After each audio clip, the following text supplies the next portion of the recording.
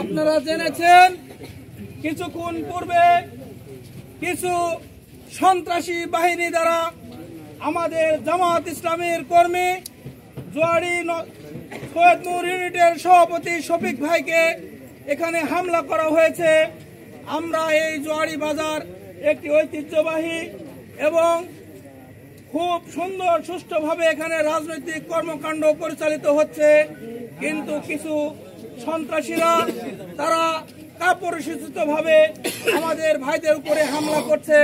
আমরা এই হামলার তীব্র নিন্দা এবং প্রতিবাদ জানাই। আমরা দ্ব্যর্থহীন কণ্ঠে বলতে চাই, জামাত ইসলামের কোন কর্মীর উপরে কাপুরুষোচিত হামলা করিস কি জন্য? যদি তোদের মরদ থাকে সামনে আসো। আমরা এই বাংলাদেশের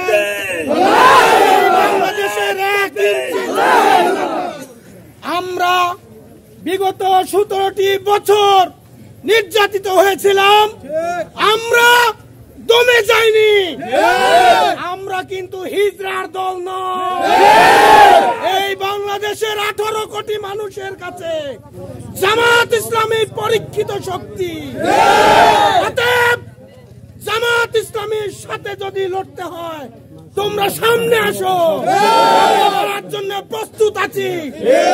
এর পূর্বে যদি আর পরে যদি আর কোন ধরনের আমাদের কর্মীদের উপরে হামলা করা হয়, এর দাঁত ভাঙার জবাব কিভাবে দিতে হয় সেটা আমরা তাই বলতে চাই। তোমাদের এখনো সময় আছে, তোমরা ভালো হয়ে যাও।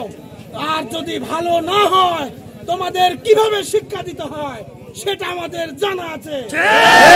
সবাইকে ঐক্যবদ্ধ থেকে শফিক ভাইয়ের হামলার তীব্র নিন্দা এবং যত রকমের কর্মসূচি আছে এই সকল কর্মসূচির সাথে থাকার জন্য উদাত্ত আহ্বান রেখে আমি আমার কথা শেষ করছি।